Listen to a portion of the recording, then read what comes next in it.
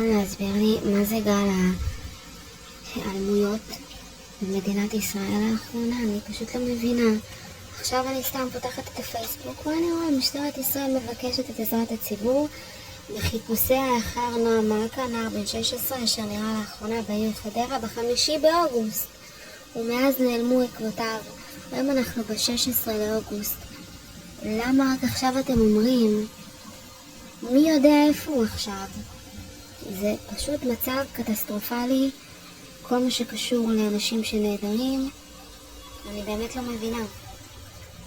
אני מקווה שבעזרת השם הוא יימצא היום, אמן, סלע. ושכל האנשים שנעדרים ולא נמצאו עדיין, ימצאו אותם.